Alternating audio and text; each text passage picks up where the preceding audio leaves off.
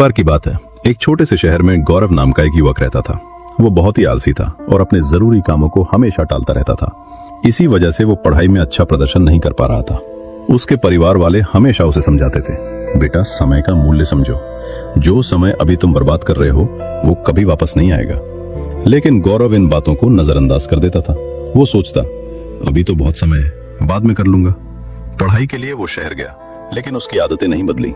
वो पूरा दिन दोस्तों के साथ मस्ती करता और मोबाइल पर रील्स स्क्रॉल करता रहता। एक दिन गौरव ने सोचा कि उसे अपनी जिंदगी बदलनी चाहिए। उसने तय किया कि वो शहर के एक बुद्धिमान बुजुर्ग व्यक्ति से मिलेगा। वो बुजुर्ग आदमी पेड़ के नीचे बैठकर ध्यान कर रहा था।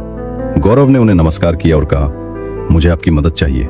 मैं जिंदगी में बार बार असफल हो रहा हूँ। मेरे दोस्त मुझसे आगे निकल जाते हैं और मैं पीछे रह जाता हूँ। मैं भी सफल बनना चाहता हूँ, मुझे रास्ता दिखाइए। बुजुर्ग व्यक्ति मुस्कुराए और बोले, बेटा तुम्हारी समस्या ये है कि तुम अपने कामों को टालते रहते हो और समय की कदर नहीं करते। मैं तुम्हें एक कहानी सुनाता हूँ। एक बार एक दयालु राजा था जो अपनी प्रजा से बहुत प्यार करता था। एक दिन उसे एक गरीब और आलसी व्यक्ति मिला जो अपनी हर परेशानी के लिए दूसरों को दोष देता था। राजा ने उससे कहा, आज सूर्यास्त से पहले मेरे महल में आ जाना। जितना सोना चांदी तुम ले जा सको वो सब तुम्हारा होगा। ये सुनकर वो आदमी बहुत खुश हुआ।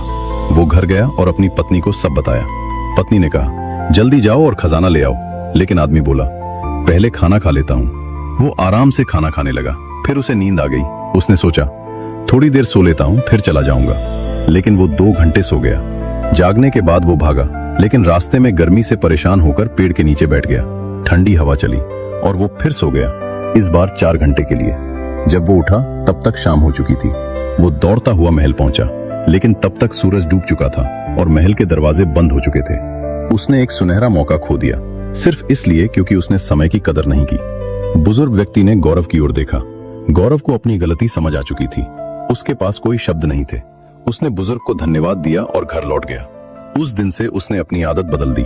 उसने टालमटोल छोड़ दी और अपने लक्ष्यों पर काम करना शुरू कर दिया।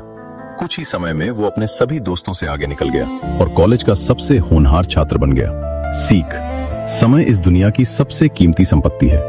अगर हम इसे बेकार की चीजों में बर्बाद करते हैं तो अंत में हमारे पास सिर्फ पछतावा रह जाता है। इसलिए आज से ही अपने समय का सही उपयोग करें।